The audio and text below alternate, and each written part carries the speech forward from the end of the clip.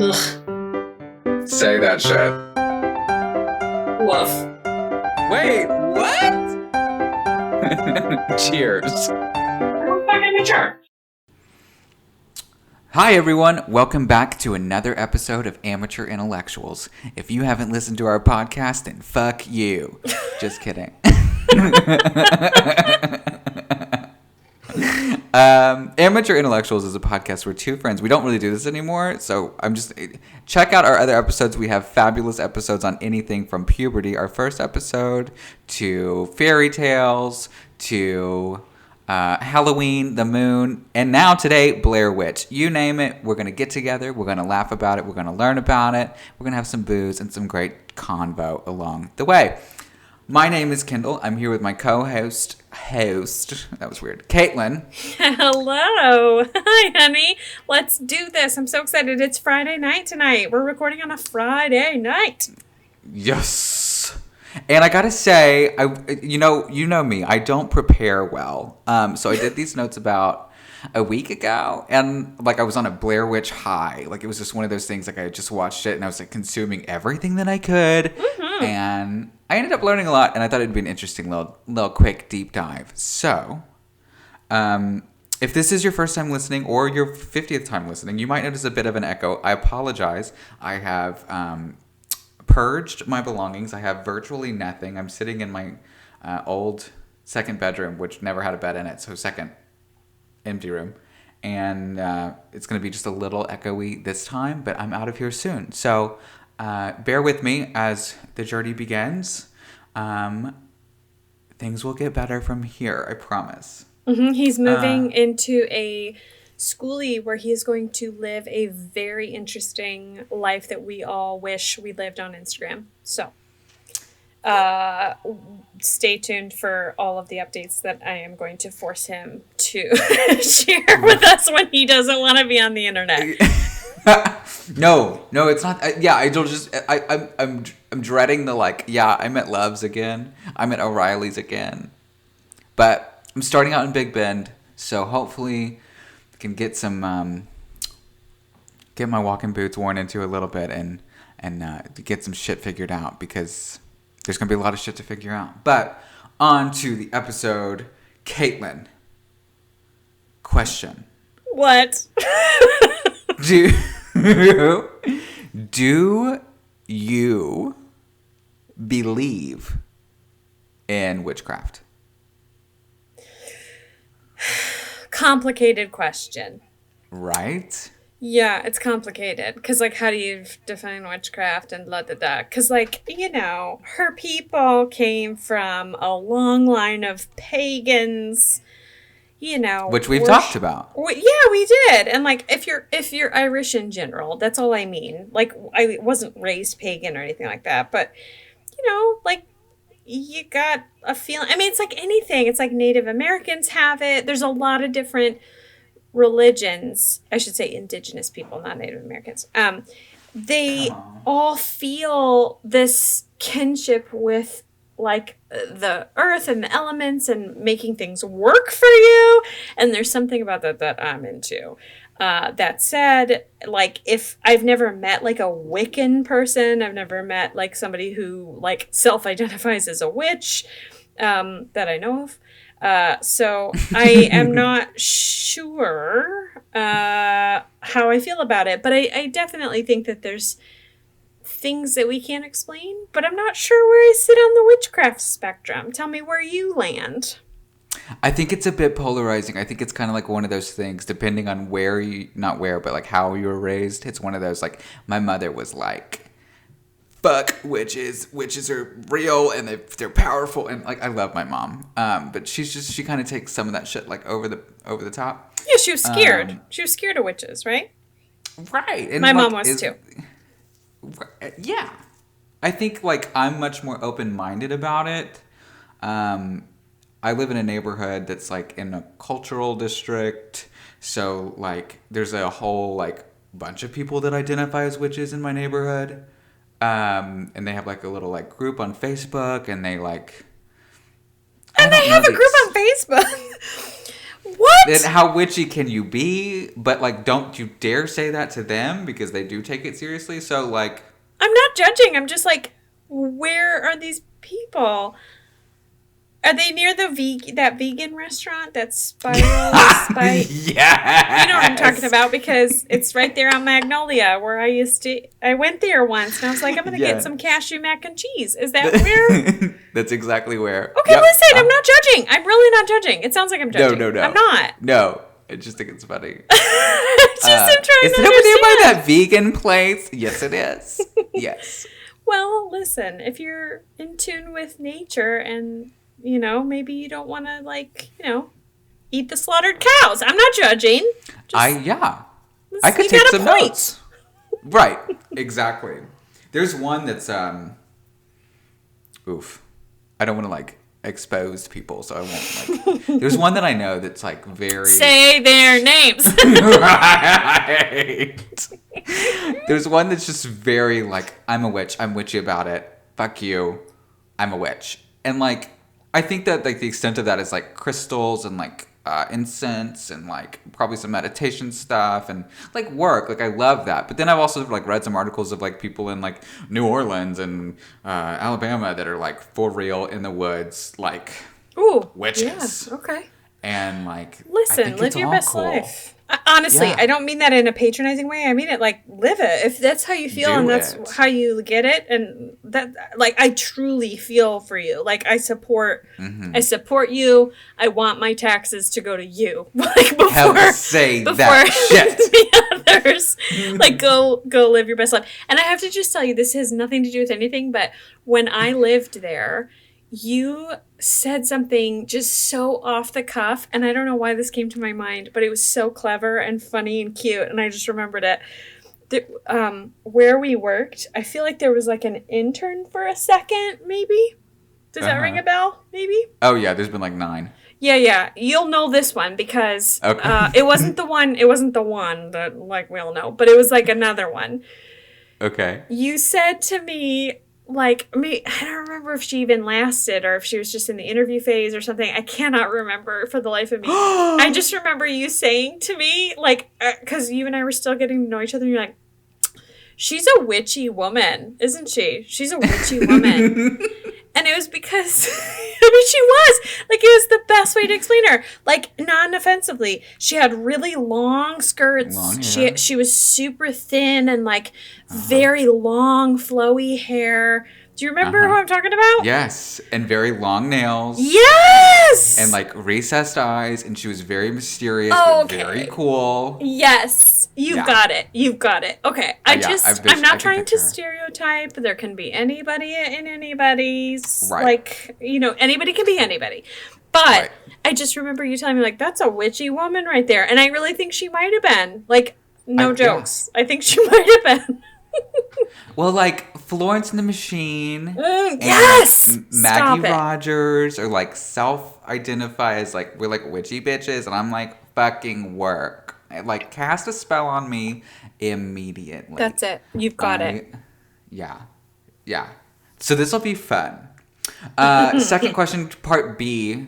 This one's much more simple. Have you seen the Blair Witch Project? I have. I've seen it a couple times, and it's super creepy because it's all about the element of not knowing what you're seeing.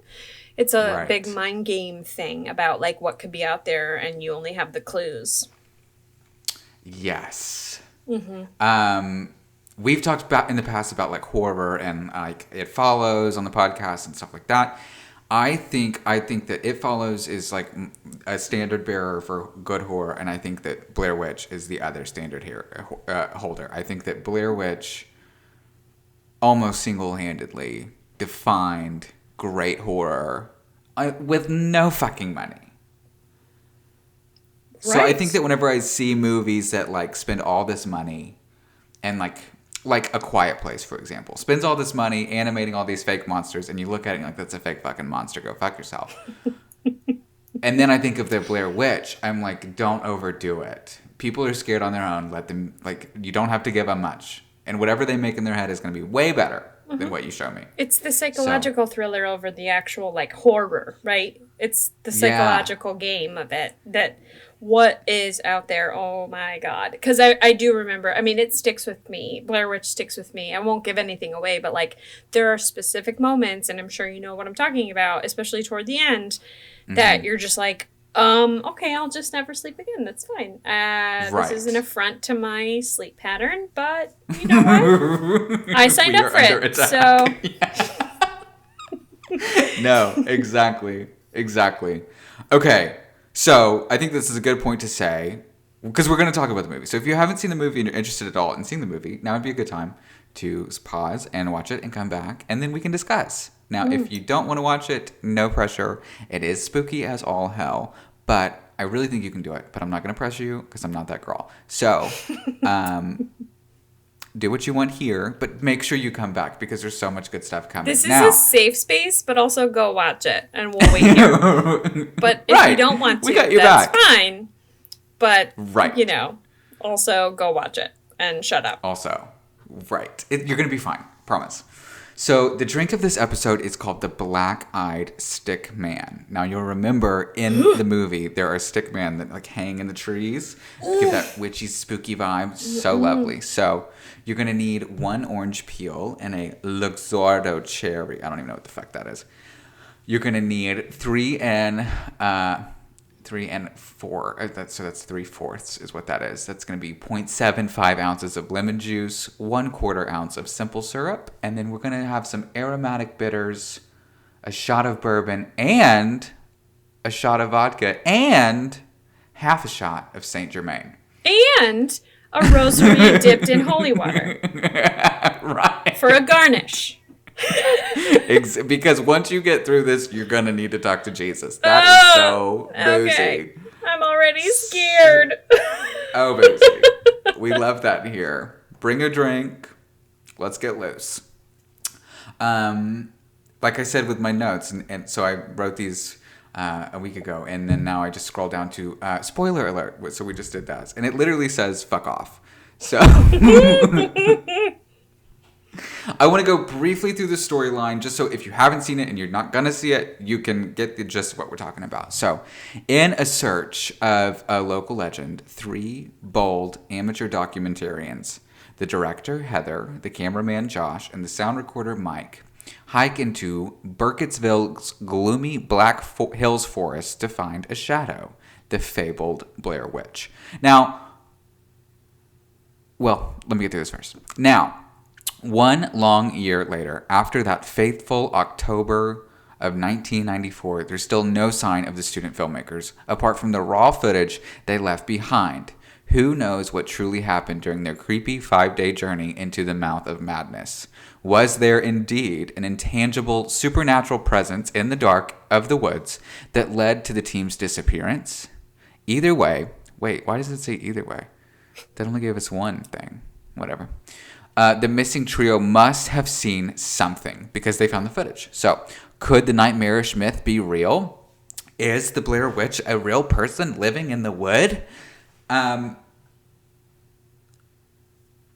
When I watched it, I thought, and like help me here because I don't really know, like I thought this was like a cultural norm. When you watch it, it's advertised as, or it was, and these are the pieces that I'm picking up because obviously I don't fucking remember that in real time.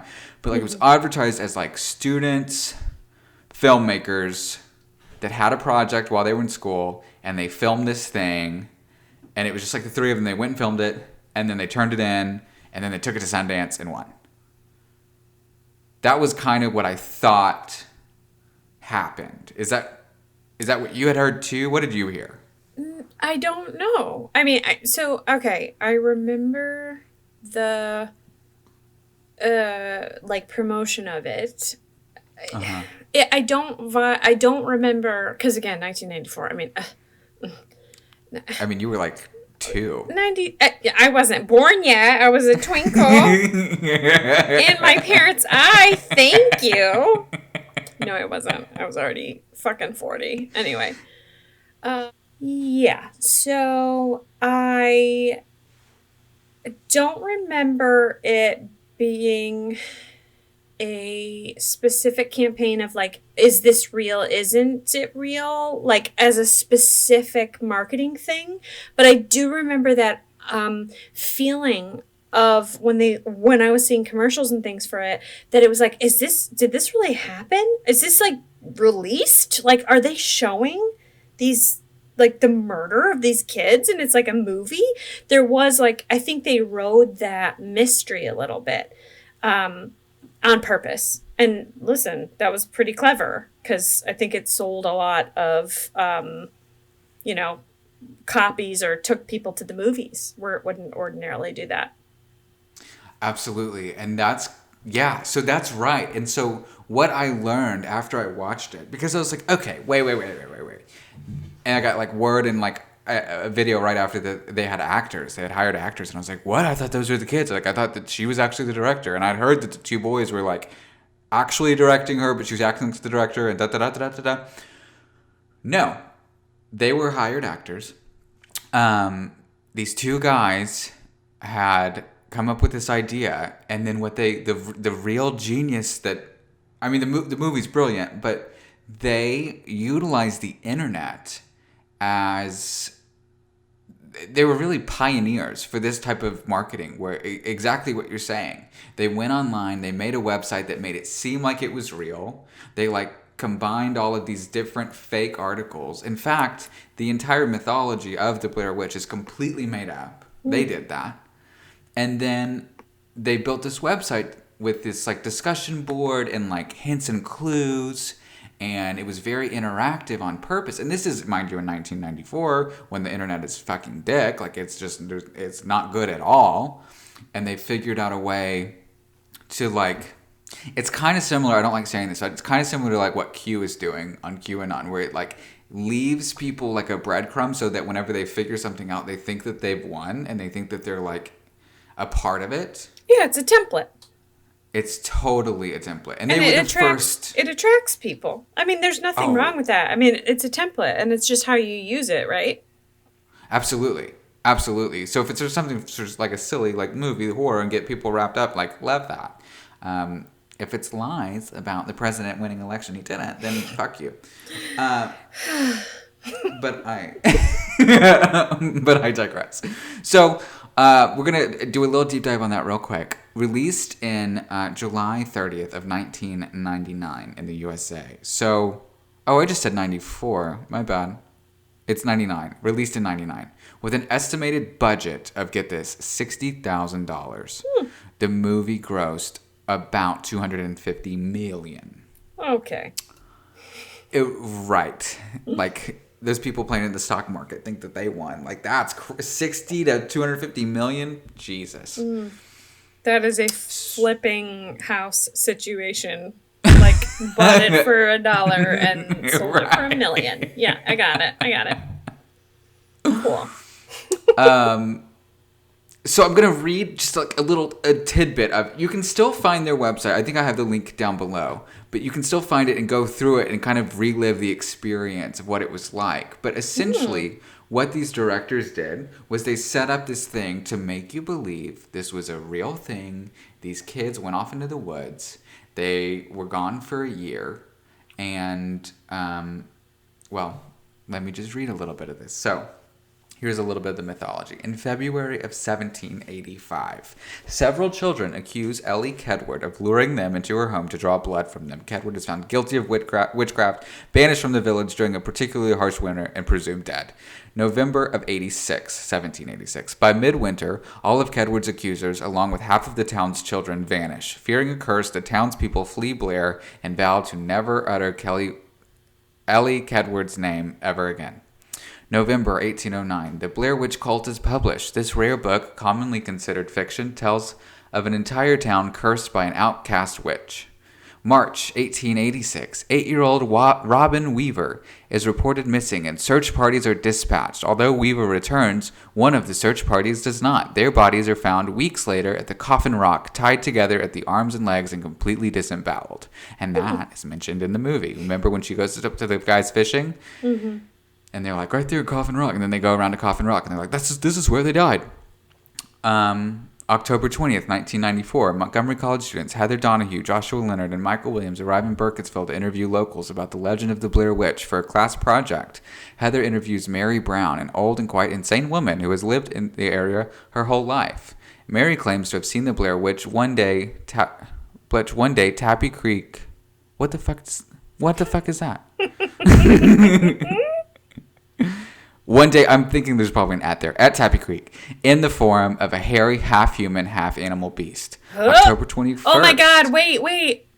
Yeah. It's Jermaine Clement who couldn't quite get the faces right. Sorry, no. I know. Right it's scary. there It's in the supposed to be woods. scary. That would be fucking terrifying in real life. Oh, I'd take it home. It'd be my baby. Oh. That is what we do in the shadows. Yes. Yes. Sorry. No, that was perfect. October 21st, 1994. In the early morning, Heather interviews two fishermen. This is the thing that I just mentioned. And this is all listed on the website. So, like, all of this feels like, oh, I've seen that, or I've heard that, or, like, they painted this entire picture from 200 years ago. And then, like, they hit these things. You're like, wait, I saw that. And it's on the internet, so it must be real, was very much the thinking of the time. Clever. October 25th, 1994, the first APB is issued. Josh's car is found later in the day parked on Black Rock Road. October 26th, the next day, the Maryland State Police launched their search into the Black Hills area. An operation that lasts 10 days and includes up to 100 men aided by dogs, helicopters, and even a flyover by Department of Defense satellite. Oh, so, cool. So he was a white man then, huh? Right. They were looking for the... Shit. Yeah, I mean, sorry to throw that in there, but not sorry. Okay, yeah, go on. November 5, 1994. This is a month. No, it's not. It's like a week later. The search is called off after 33,000 man-hours fail to find a trace of the filmmakers or any of their gear. Heather's mother, Angie Donahue, begins an exhaustive personal search for her daughter and her two companions. And June 19th, the case is declared inactive and unresolved. October 16th, almost a year later, students from the University of Maryland's Anthropology Department discover a duffel bag containing film cans, DAT tapes, video cassettes, high 8 video, and Heather's journal. Yuck. Buried under the foundation of a 100-year-old cabin. When the evidence is examined, Burkittsville Sheriff Ron Cravens announced that the 11 rolls of black and white film and 10 rolls of videotapes are indeed property of Heather Donahue and her crew. Ugh. Which that's shown in the movie. A few months later, more pieces are shown, and Angie Donahue, Heather's mother, is outraged and goes to the public with her criticism of Sheriff Cravens restricts all the access to all the tapes. So, like, people at this point, as this is all coming out, and they, like, trickle this out a little bit, people are like, oh, have heard about the tapes. Are the tapes real? Are the tapes not real? And the way that the website is framing it, it's not clear. Years later, on October 16th, 1997, the found footage is given to the families, and Angie Donahue, who's Heather's mom, contracts Haxan, Haxan Films, to examine the footage and piece together all of the events of what's on the film, which is the movie. So... Mm-hmm. So the setup, there was a lot of nurtured folklore around this to make it take off, right? It wasn't just a movie, press play, and then press stop. Like, it was very much designed to be a phenomenon and, like, get people talking and, like, is this true? Is it not? Is it folklore? Is it real? Is it urban legend? I mean, right there, just before you even go on, it makes me think about Slender Man, Yes. Slender Man. Uh-huh. It started on, like, I don't know, Creepypasta or something, like the website. Yeah. And then, like, people got so enthralled with it that, like, I don't know, some girls tried to kill another girl about it. Yeah. Real murder situation because they thought it was real. And, like, same thing, even, like, and then what you also made me think of when you were telling this was, the footage of like people who have been attacked by bears and stuff, and like they have the photos that go click click click as it gets closer and closer and closer, and then they know that they were like ripped apart by the bear, and it's like, oh my god, the last photo that was taken of them was like with the bear basically being like licking their face, like about to eat them. I'm full. Right. Yeah. Yeah. Right. So interesting concept, but I think it plays on a lot of really old habits of people, right? Yes, Like I telling think stories, urban legends, all that. yes. Yes, no, exactly. And it like targets this weird thing of like I have to be involved. I totally agree. I think that like it's exactly that, and it's this weird like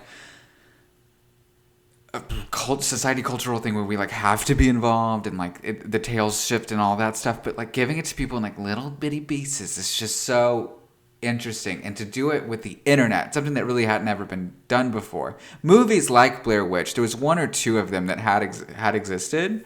Um, Similarly-ish, like kind of templated-ish, but the way that they use the internet specifically this way to use it as a marketing tool for something that's totally fake and manipulate people was really ahead of its time. Mm-hmm. So as you scroll through the website, they have linked out to multiple sources. It takes you to an article over here. Here's photos. Here's evidence, newspaper clippings, everything. They wanted it to be believable, and it absolutely was. People got so wrapped up in the discussion boards and comments, and it was like, did you see Don't Fuck with Cats? Yes. Very Michelle McNamara, like... so much of what is popular today. Well, and like, easily accessible. You can obsess over it. Oh, yeah. Because it's just bait. I mean, it's just easy to obsess over. It's literal bait. That's that's so great. So I knew bits and pieces about like how it was made, but when I rewatched it, I had to do a little bit more digging. So the directors and crew found 3 actors and had them basically sign a thing where they knew they would be in the woods for some days, and the directors would be fucking with them. Oh my God. And they would be recording a movie about a witch. And that's we about all promise they you knew. It's not porn. We promise. But sign all this promise away. you. Sign all your rights away. And go into these creepy woods. Oh my God. And we're going to fuck with you. And right. So the methodology had already been built. So the directors sold the story of the witch in the woods as real. In fact, Heather, and I think that's actually her name. I think it's both her name in real life, and I don't know. I fucked that up. I should know that, but this was a week ago, so I don't remember. Heather was in school. Yes, that's right. Heather is her fucking name. Heather. Who's Heather? Who the fuck is Heather? That's your quote. Heather was actually in school, and she wrote an essay on the project after going after the witch in the woods. So they thought that the stories were real-ish, but they would be safe, and that they knew that it would be crews fucking with them. In fact, in like interviews after, the female actor is just very much like, I was not scared at all. Like, she's just like, I was there to do a job. I was hungry. I was cold. I was doing my job. I was never even kind of scared. This is silly. I'm making a movie. It's like, that's what I'm supposed to do. That's interesting. Wait. So, just so I understand, were the actors totally in on it, or were the actors a little bit foggy too, like the audience, about what they were doing? Right. Both. So, like, they knew they were making a movie. They knew it was about a witch. Mm-hmm. They knew that they would be fucked with. But that's kind of it. They didn't go into, like, today we're going to be doing this. Or... they wanted genuine reactions. Ew. That's a Hitchcock real... thing to do, too. Like, right. Hitchcock did that. He fucked with a bunch of his women to... Yes. Make them actually Famously. scream on camera and stuff. Yeah. Right. Yikes. Okay. So they filmed for 8 days, and each day they were fed less. Ooh. They had to sleep in the woods, and they got notes from the directors. And so, like, there was like a milk carton crate out in the woods with a flag on it so they could find it. And then each of them would get a note from the directors, but they couldn't share notes. So in the notes, they would give them like character ideas to like try to create tension and to make them fight. And then at night when they were sleeping, they would get a boombox and play sounds and run around the woods and around the tent. Fuck that. As soon as they told me I couldn't sleep, I'd be like, over it. Well, that's what's interesting. They actually did sleep out there. And after, the second day or so, one of the guys was like, at some point I was just, so pissed that, it was 4 a.m. We had already done it 4 times, and they started it up again. And I was just like, you're just gonna have to let me sleep. But they were intentionally doing that. They were literally trying to kind of drive them crazy a little bit to get those reactions to be just so extreme. To get that authentic piece on camera. Right. So, right before the premiere, the directors debuted a separate faux documentary called The Curse of the Blair Witch on the Sci-Fi Channel, and it was not at all presented as fiction. Whoa. Right. And then after the premiere, the actors laid low. They disappeared for a little bit. Mm-hmm. One of the actors said, "It was my mother getting sympathy cards. It was people coming up to me on the street and telling me that they wished they were dead." Yeah. That they wished that I was dead, saying that they want their money back. Woof. Oh my God. Oh my God. It's intense. I mean, it's intense, unlike anything that's ever been done in a movie sphere before. Oh, yeah. Whoa. Well, and at least in terms of the marketing and making people believe something so fiercely. Yeah. There's one movie, I can't remember what it is, and we were talking about it in one of the breakdowns with these actors. There's this horrific, gory movie. I can't remember what it is now. I think it's French, and it's basically torture porn, and it got banned in every fucking nation, and I think somebody ended up going to jail over it. And oh my God. and it was some years before Blair Witch. And then there was that other movie where people actually killed people and then released it, and a bunch of people went to jail for that. You know what though? This is the 101 instruction manual about how to make a conspiracy theory. Literally. It's how you do it. I mean, it's pretty easy. I mean, look at these people who had no budget, and they were like, if we implant all these things in a quiet way and let them grow on their own, and then let people put the pieces together themselves that we lead them to, done. I mean, and this movie was so famous. I mean, this movie was so famous, and it was parodied. When you've made it because you have the parodies coming after you, the sketches and the funny movies that are making fun of it. But I'm telling you, it's because they did something right, and they absolutely figured out how to grassroots a movie into, especially a genre where fear is the idea. Well, they took folklore and made people tell the story for them, so they didn't have to do it themselves. And then they also did it themselves. You mean the people? The people they didn't snuck have to, it in. They planted these seeds in all these different places. Yeah. And they let it kind of look like it grew on its own. So it must be true because, I've seen that online. I've seen that. I heard that somewhere. Exactly. That wasn't here. But ultimately, they were just fulfilling a bigger template, right? That people weren't thinking about.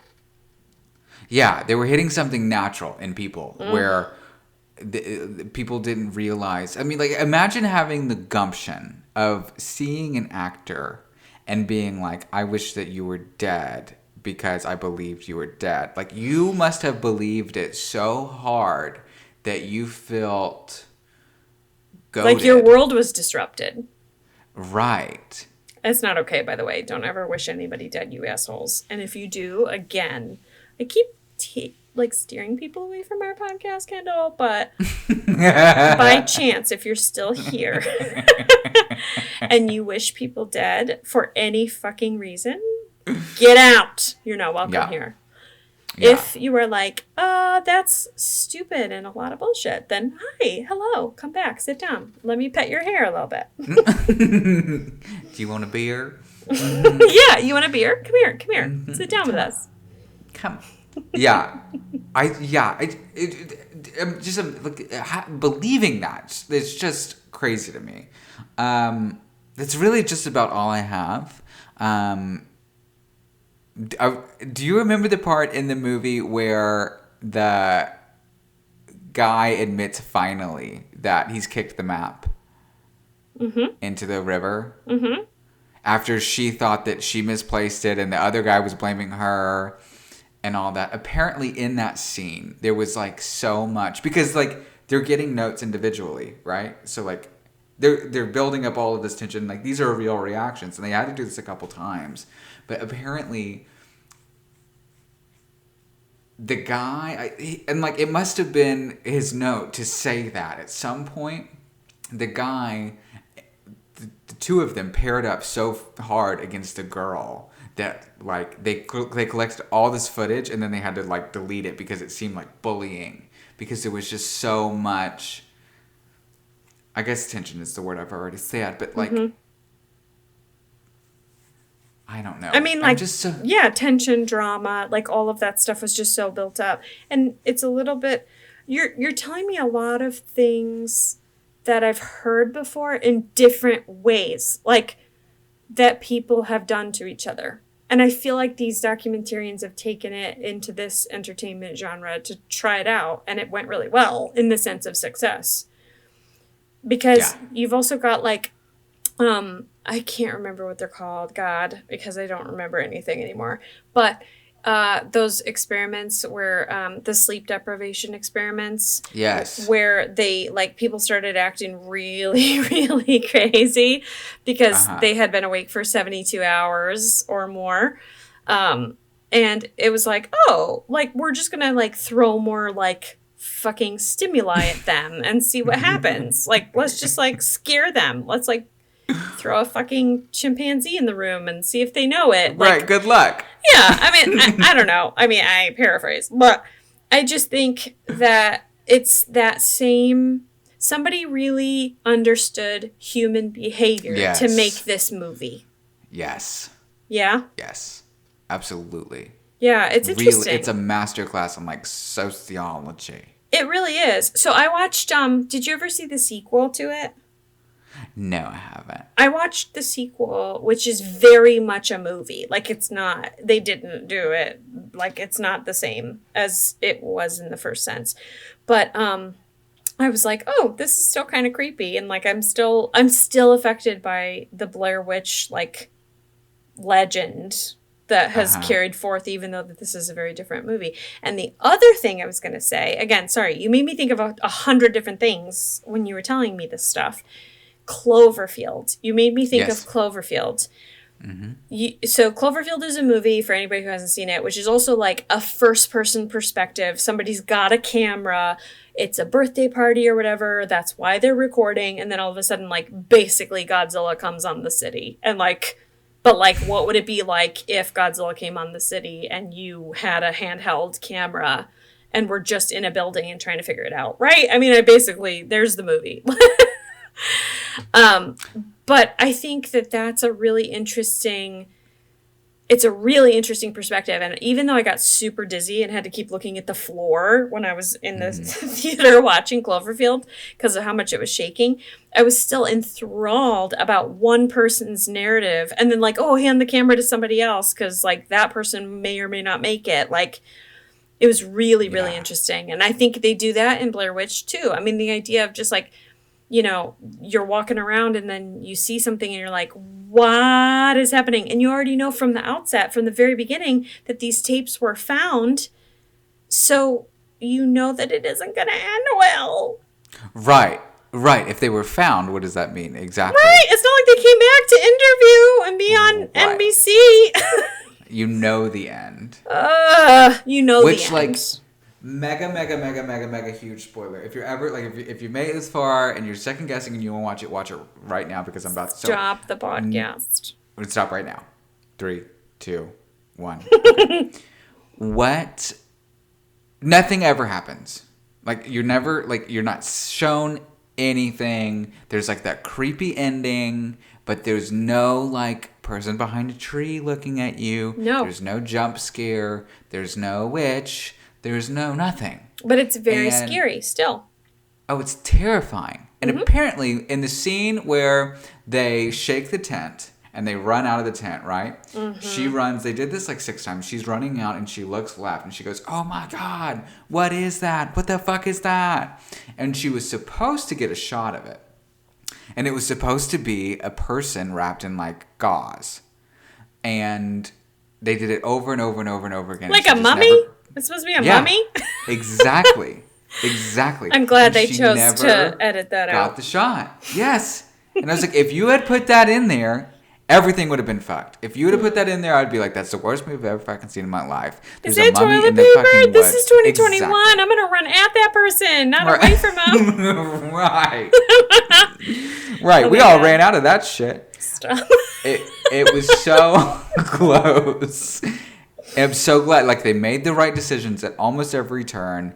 And it's a fucking banger of a movie. So if you haven't seen it, watch it. I guess if you've made it this far, you've clearly seen it. But that's all I have for you. That's the Blair Witch. It's a lot of bullshit, but man, it is such a good movie, and it deserves some street cred. So No, I'm glad. I'm glad you talked it out and broke it down for us, because like it definitely is a classic. Even for people who don't like horror movies, like they should definitely see it just as the sense of like, you know, okay, so the horror genre can be anything, right? It can be the human centipede. Blech. Never. Right. I haven't seen it. I won't see it. I know the synopsis and I'm not interested. Thank you. Move on. Right. But it could be anything from that to Texas Chainsaw Massacre, which is just like a straight up horror, like So good. coming at you with a chainsaw, horrific, fucking scary movie. But then you've got this. Like, this is definitely not a lot is happening in real time. So you know what? Another movie that's like this. Again, I would call it a psychological thriller more than a horror movie. Paranormal Activity. I never saw Paranormal Activity. Oh, I just knew that's what you were going to say. I knew you knew that's what I was going to say, because I am scared. I'm a scaredy cat. I was going to say 7. Think about it for a second. Have you seen 7? I don't think I have. Oh my God. Dramatic pause. My dramatic pause. God. That's not the one with Carrey, is it? Jim Carrey? Oh my God. Okay. I do not like scary movies, as we've well established. That movie is brilliant and amazing, and you will love it, Kendall. Let me just, I'm not going to give away anything, okay? Let me just break it down as a comparison to Blair Witch, okay? Let me sell it. Let me sell it. Sell that. Okay, have faith. Give me have that. faith. Okay, oh my God, everything is on the line. Oh my God. You're welcome, Brad Pitt. I am doing God's work. Okay. Okay, Morgan Freeman, Brad Pitt. You've got a like tortured kind of investigator situation, whatever. There's a serial killer on the loose that is fulfilling the 7 deadly sins. So you've got, and they're getting killed in the ways that they sin. So you've got greed gets killed in a greedy way. That's very obviously greed. You've got gluttony in a way that's very gluttony and very, very graphic. You've got pride also. So I'll give you a little taste. Pride. It's a very, very Paris Hilton-y, model-y, rich girl who gets murdered, but she isn't actually murdered. She was tortured and scarred on her face and given the choice between, like, I forget, like a phone in one hand and pills to kill herself in the other, but she knew she was going to be seriously disfigured. So she chooses the pills because she's prideful and she doesn't want to. So that's just a little nibble of the dark side. Is it like a game, like Saw, and he's like killing people, like he's going to find people? Saw is like a lazy man 7. But yes, 7. It's the idea of like they're picking whoever the killer is, which I will not tell you, picks these people because they are acting in the 7 deadly sins. Again, like gluttony, pride, wrath, Okay. Greed, whatever. It is outstanding. And what I was going to say about it, I thought you'd seen it because it's just so up your street. Like, I thought you would have really liked it. And I think you will. Oh my God, I need you to report back. Like, at any moment of your time, please, please, above all else on the list that I've asked you to do, put this as number one. But Okay. for sure, like, I scream this from the rooftops for you. But what I was going to say was, like Blair Witch, which I think is what you're attracted to, it has no murder at all the entire time happens on screen. Never. Never. It's all after the fact. And you're still chasing this killer. And, like, there's still a lot of suspense, but it's not designed around the violence. Like, it's gross. And there's stuff that this killer has done that's like, bleh, but it never, ever, ever happens on screen. So there's just this psychological, it's definitely a psychological thing. And it's gross, and I'm ashamed that I love it so much, but I love it so much. I love it. I'm going to love it. I think you will. Me. Like, again, it's grotesque, but it is also kind of a masterpiece. Okay. So I'm into it. I need you to report back. Like, I would argue, listen, bold claim. I've seen both. 7 is better than Blair Witch. I know. I heard it. I heard myself. The controversy. Come back at me. See it and come back at me. Okay, work. I love that. I've been on the on my to-do list is to go get a shit ton of DVDs because I'm probably not gonna have like connection for like Wi-Fi and streaming and shit. So I will put 7 at the tippy tip top of my list. Okay, good. I will. And I'll report back to you if it scares the shit out of me in the middle of the fucking woods, though. Nah, it wouldn't. It's not a woodsy type of scary. It's not woodsy? It's very much an urban type of scary, so you're fine. Oh, good. That's what I'm leaving. Yeah. On the contrary, you'll be safe in the woods. Yeah. Right. Perfect. They'll never find you. It's fine. So, it's right. A moving target. I say we... the title of this episode should be Blair Witch /7 because we're going to circle back to 7, certainly. We'll say Blair Witch Part 1, and Blair Witch Part 2 is just actually 7. It's just 7. Oh my God, I love it. Okay, well, cool. Please, I'm very, very excited. I'm very excited. I want to hear all about it. I'll do it. I will do it, for sure.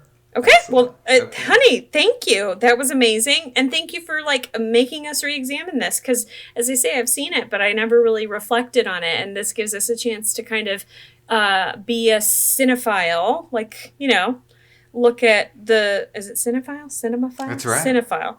That just, you know, looking at the movies and the art that is behind it. And I really appreciate that. And we should do that more. Let's pick movies more and do that. We'll break it down. Let's do it. Yes. To quote Meryl Streep, I'm going to fuck this up and I used to have it and that disappoints me. But in her speech, when she won the Golden Globe Lifetime Achievement Award, she said, because the NFL and mixed martial arts are not the arts. Talking about, of course, how movies are the arts. So let's do movies more. Right. Oh my God. Yes. Amen. Amen. And with that, please email us if you have something to say. Follow us on our social. We're on Facebook at least. We're kind of checking in on the other ones, but not so much because we have a lot to do and we work day jobs. And now Kendall is about to add another element where he moves across the country. Hey, Kendall, is it free to say, I'll edit this out if you can't share, but like, where are you headed to next, like for your first destination? Yes, this is actually the only place that I know that I'm like, I said that wrong. Yes, Big Bend. I'm starting in Big Bend, Texas. It's a national park in Texas. It's very deserty, very Grand Canyon-y, mountainy. I've never been. This is what I'm picturing it as. Red rock, red dirt, beautiful stargazing. It's starting there and then heading west. And then as the weather changes, moving north and south to stay hot, cold, whatever. Big Bend. Next up, hopefully in the near distant future, is Zion. So Big Bend, Zion, Arizona, California, Portland, That sounds like something a lot of us would pay a lot of money for a fucking Airbnb for. So, can we stay with you? Come on. I've got a cot and a lot of dog hair. Come on the bus. Oh, me too. Yeah. It's fine. Oh, yeah. Yeah, you're used to it. Come on the bus. Let's go. Yeah. Yes. Okay. Well, thank you. And this is awesome. Thank you for illuminating us. And we'll be back next week. I've got the episode. Do you want to know what it is? What you gonna do, girl? It's so fucking random, but welcome to us. It is the books that you had to read in high school, but we'll make it fun. We'll make it fun. Don't even worry about it. It'll be Can I a tell you a hoot. secret? We're gonna break it down and enjoy a little bit of what we all deserve for having to sit through them. I'm so glad that we're going to talk about that because I didn't read a goddamn one of those books. So you're going to have to tell me what happened. Most of us didn't. It's fine. Most of us didn't. We all just sat in class and just listened to the clues about what other kids said happened. C again. Yes, C. Mm-hmm. Thank Exactly. Well, that's going to be next week. So I'm thrilled. tune in. Thrilled. Let's do it. All right. Well, that's it for this week. Okay. Ready? 3, 2, 1. Bye. Bye.